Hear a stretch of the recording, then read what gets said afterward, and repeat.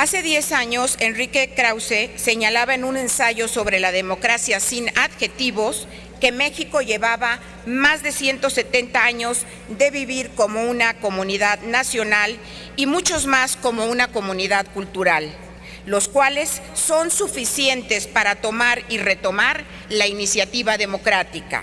Para ello, decía, tenemos un tiempo limitado, el de nuestras vidas. Con su venia, señor presidente. Es por eso que hoy el grupo parlamentario del PRI asume esta responsabilidad y señala, estamos a favor de la consulta popular. Estamos a favor de la consulta popular en los términos que nos marca la Constitución. Somos respetuosos de la jerarquía de las normas. Ahora bien, no hay que engañar al pueblo mexicano. El petróleo está en la Constitución, es de los mexicanos. Les pido a todos quienes tengan una Constitución diferente a la que yo tengo en mis manos, que me señalen dónde se señala lo contrario. ¿Qué es lo que pasa? Hoy nos enfrentamos a un reto: conjugar dentro de nuestro sistema democrático representativo la existencia de verdaderos mecanismos de participación ciudadana directa que abran a la ciudadanía la toma de decisiones. No tenemos duda de que queremos una democracia en que la voz de todas y todos puedan ser escuchada y tomada en cuenta. En nombre de mis amigas y amigos, senadores de todos los partidos de la Comisión de Anticorrupción y Participación Ciudadana, vengo a presentar el proyecto de decreto por el que se expide la Ley Federal de Consulta Popular, que ha sido remitida por las señoras y señores diputados a esta Cámara de Senadores para su dictaminación. El artículo 35 de la Constitución contiene un mandato expreso y claro para el Congreso de la Unión: establecer en la ley lo conducente para hacer efectivo el derecho de los ciudadanos para votar en consultas populares. Como en muchas otras materias, la Constitución establece las bases y principios para el ejercicio de un derecho. En este caso, estamos hablando del derecho humano a participar en los asuntos públicos directamente o por representantes libremente elegidos, el cual está enunciado en el Pacto Internacional de Derechos Políticos y Civiles y es reconocido por nuestra Carta Magna a través de mecanismos como la iniciativa ciudadana, la representación popular en el Congreso y ahora también mediante el mecanismo de la consulta popular. La minuta que presentamos hoy establece, y que quede claro, dentro de los límites establecidos por la Constitución, los requisitos, procedimientos y mecanismos para hacer efectivo este derecho. Contiene las normas para que todas las peticiones de consulta popular sean atendidas, otorgando certeza jurídica a los sujetos legitimados para solicitarlas y previendo las reglas para la convocatoria, organización y el desarrollo de la consulta. Asimismo, se establecen los mecanismos que deberán observarse para comprobar que se actualice el requisito previsto por la Constitución para la petición de consulta, ya sea por parte de los ciudadanos, del Ejecutivo Federal o de los miembros del Congreso de la Unión. Reitero, se atiene a las bases constitucionales. En el caso específico de la consulta popular propuesta por los ciudadanos, es la propia Constitución, reitero, la propia Constitución la que ha mandatado al Congreso de la Unión a establecer los términos en que habrá de confirmarse si se reúne el 2% de ciudadanos inscritos en la lista nominal de electores. La minuta que hoy se presenta desarrolla estas reglas y contempla una serie de requisitos que dan gran certeza jurídica y garantizan la adecuada instrumentación de este derecho. Es importante señalar que el objeto de la consulta popular son los actos de carácter legislativo del Congreso de la Unión, así como los actos administrativos del Ejecutivo Federal, siempre y cuando sean de trascendencia nacional.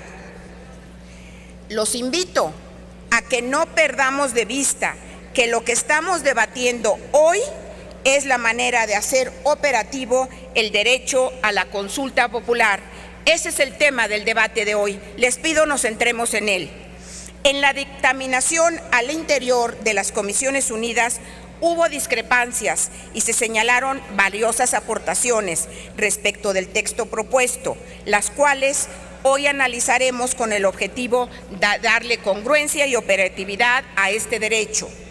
Sin embargo, no consideramos oportuno hacer parte del debate el alcance de la consulta, la jerarquía de las normas que pueden ser sometidas a consulta, ni los temas específicos que podrían ser consultados. Los alcances normativos del derecho ya están plasmados en el artículo 35 de nuestra norma fundamental, y esta ley únicamente los desarrolla sin limitarlos y sin ampliarlos, sino en apego absoluto al texto constitucional. Es por esto que la minuta prevé que será la Suprema Corte de Justicia de la Nación, tal y como lo dispone la Constitución, la que resuelva sobre la constitucionalidad de la materia de la consulta popular, sin que la ley restrinja en forma alguna o establezca normas que pretendan acotar esta facultad. ¿Cuáles son los temas de trascendencia nacional?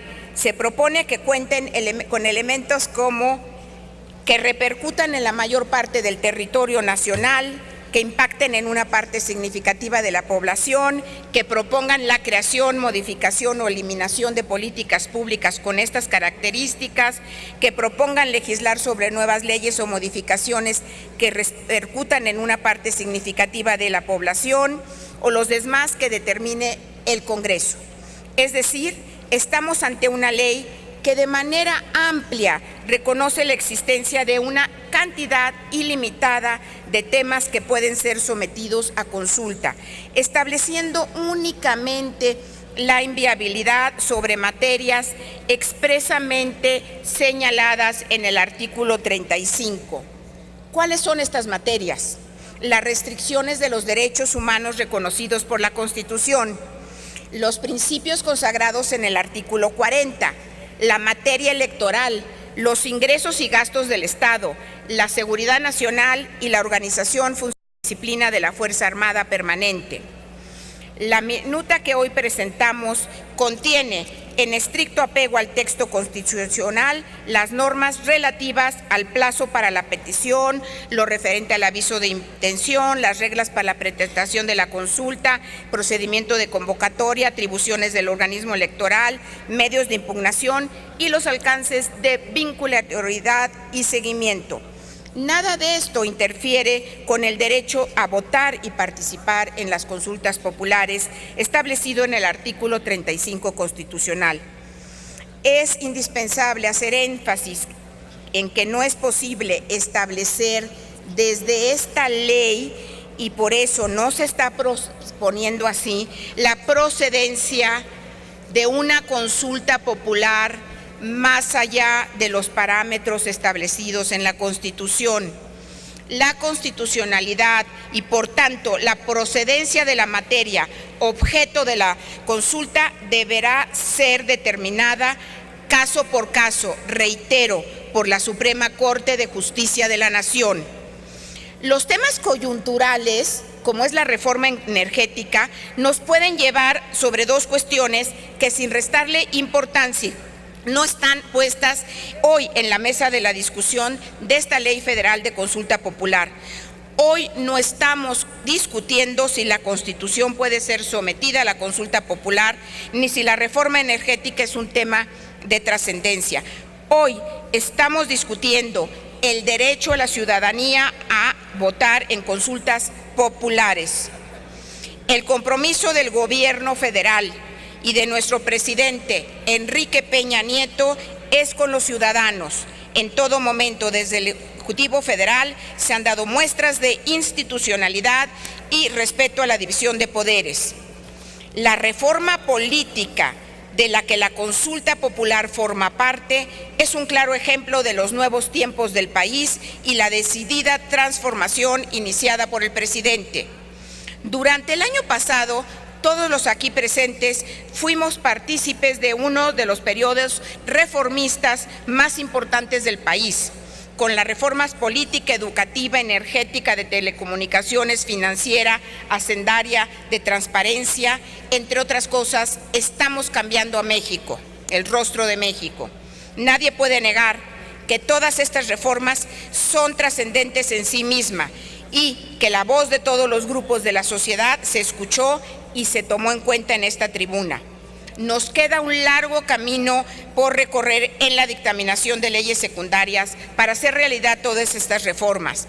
Demos un paso adelante para que con la aprobación de esta ley secundaria garanticemos que la voz de la ciudadanía se escuche con más fuerza y que sus decisiones sean vinculatorias.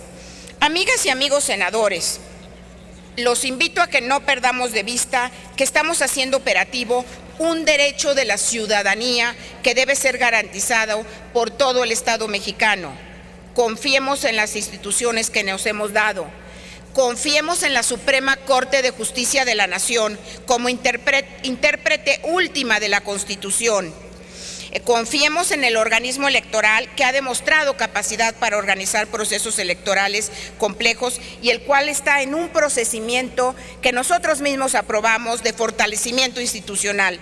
Confiemos en este Congreso, haciendo valer con responsabilidad el mandato ciudadano y la representatividad que las mexicanas y mexicanos nos han conferido en las urnas. Pero principalmente confiemos en los ciudadanos que forman parte de una sociedad participativa que exige ser escuchada y que le debemos un ejercicio democrático, útil, moderno y a la altura de los retos que tenemos como país. Muchas gracias.